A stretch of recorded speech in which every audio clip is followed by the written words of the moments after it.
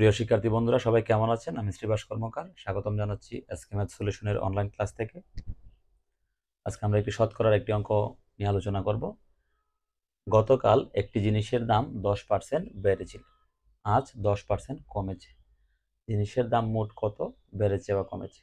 এই অঙ্কগুলো আসলে দেখতে বোঝা যাচ্ছে আপনার একদম সহজ, কিন্তু আপনি করতে প্রায় সময় এগুলা ভুল হয়ে যায় আমাদের। তো কি বলছে, একটি জিনিসের দাম 10% কমছে, আবার 10% পরের দিন বাড়ছে। তো কি হবে? আমাদের অপশন কি কি দিছে? 1% কমেছে, 1% বেড়েছে, অপরিবর্তিত রয়েছে, নাকি কোনো কিছু হবে না। এরকম ধরেন আমাদের একটা আমি এই জায়গায় লিখলাম, এমনিতেই আপনাদের আরো অনেক অপশন দিতে পারে। এখন আমরা এগুলো সমাধানটা করব কিভাবে দেখেন। এই জায়গায় প্রথমে আমার কি হয়েছে? বাড়ছে। তারপর কি হয়েছে? কমছে। আমরা একটা এই জায়গায় একটা সূত্র ব্যবহার করব। সূত্রটা হচ্ছে a plus B plus ab divided by 100। যেহেতু শতকরা বলছে, আমরা এটা নিচে 100 লিখব। এখন দেখেন আমার এই জায়গার এ কি আর বি কি। এটা হচ্ছে আমার প্রথম শতকরা, আর বিটা হচ্ছে আমার দ্বিতীয় শতকরা। এই জায়গায় এ বি সেম।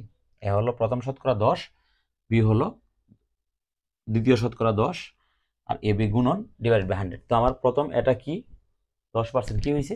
বাড়ছে, মানে আমার কি বৃদ্ধি। আমি লিখলাম 10। তারপর আমার সূত্রে কি আছে? প্লাস দ্বিতীয় শতকরা, বি হয়েছে আমার দ্বিতীয় শতকরা। দ্বিতীয় শতকরাতে আমার কি হয়েছে? 10% কমছে, মানে এটা কি নেগেটিভ 10, ঠিক আছে, কিন্তু -10। আমি প্রথম শতকরা দিলাম, 10% বাড়ছে 10, দ্বিতীয় শতকরা 10% কমছে, আমি -10 প্লাস এবি ডিভাইড বাই 100, 100 আমি লিখলাম এই জায়গায় 100। এখন দেখেন আমার এই জায়গায় 10 ইন্টু -10, প্রথম শতকরার দ্বিতীয় শতকরা আমি লিখলাম। তো আমার ফলাফলটা কি আসতেছে? এই জায়গায় 10, এই জায়গায় -10 প্লাস, আপনারা ইচ্ছা করলে এই জায়গায় কাটাকাটি করতে পারেন।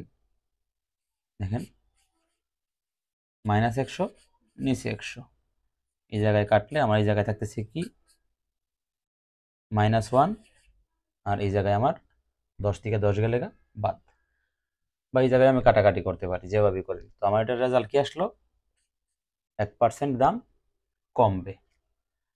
তো এই অঙ্কগুলা আসলে আশা করি আপনারা পারবেন, অতি অল্প সময়ে করতে পারবেন।